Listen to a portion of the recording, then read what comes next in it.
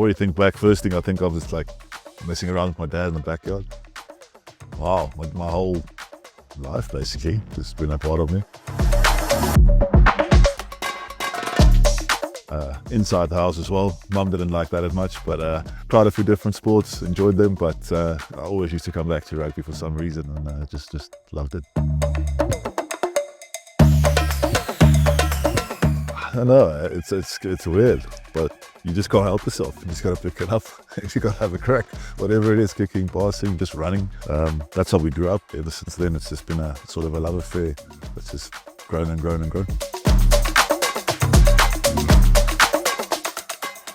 No, I mean, professionally it changes a bit. It's not not just fun. Of course, there's a lot more to it now, but that feeling coming onto a training pitch and picking it up, that first pass or kick, there's still something about it. Once you lose that enjoyment, I think you should probably stop playing the game, because that's why we started doing it, and try and keep doing it for as long as we can.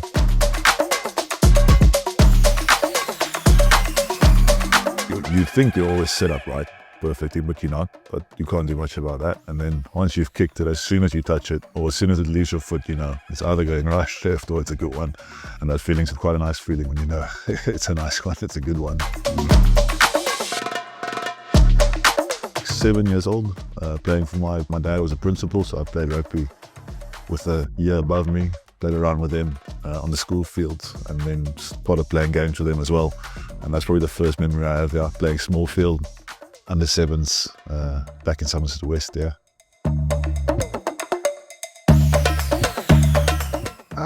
It's difficult to nail it down. I think winning the trophies and stuff with your teammates is, for me, personally the nicest part about it. But individually, I'd probably have to say the kick in the semi-final of the World Cup in 23 is probably the biggest moment in my career, I would say. It's a lot of muscle memory by now. You've got certain cues you look at, setting the ball up correctly. I use a seam, so I set it inside right ball always. Just try and kick a slight draw. And that's where it all starts. If your setup's wrong, the rest is going to be wrong as well. So you start with the setup. Once the setup's correct, you just let your body take over. I think the less you think when you're kicking, that means you're in a good spot when it comes to kicking.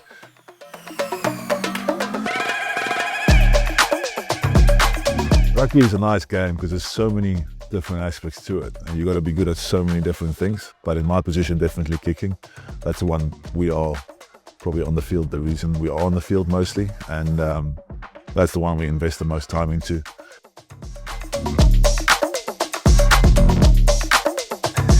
You can overthink it, I think, once it doesn't go according to plan. But if you break it down to the most simple stuff, like I said earlier, set up, and your run up is good, and you strike the ball where you want it to, then it's it. I'll probably have to say go way back in 2015 versus Wales in the quarterfinal of the World Cup. I missed 3 kicks in the second half. It was a tight game, and I was still a young kid. Started feeling the pressure quite a lot. Luckily came back, kicked one towards the end, but that also made me grow into a different kind of person and kicker going forward. As you learn from those things and you become better.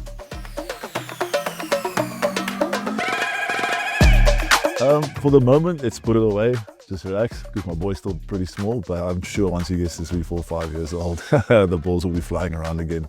So I won't force it on him, but I'm pretty sure he's going to love the game as much as I did, so yeah, look forward to that. For me, it's just become more consistent, almost exactly the same every single one. Where in the past you could find an odd one here and there. The grips changed a lot over the years. Definitely, which makes a big difference to us. But yeah, every ball's different and every ball's got its strength, so no, it's changed quite a bit actually. Your margin for error just becomes a bit bigger the better the ball is. It gives you a bit more grace and margin to not kick it perfectly, it'll come around.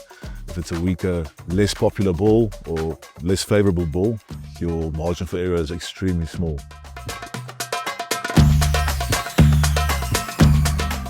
I've actually enjoyed it. I was a bit skeptical at the beginning, to be honest, but change is sometimes good, and I've really enjoyed it, to be honest. It is a different ball slightly, but it's been great. After a couple of weeks with it, we found it very comfortable, passing, kicking, whatever it is. It's an all-round ball, and we thoroughly enjoy it, and excited for the rest of the world to come to South Africa and test it for themselves.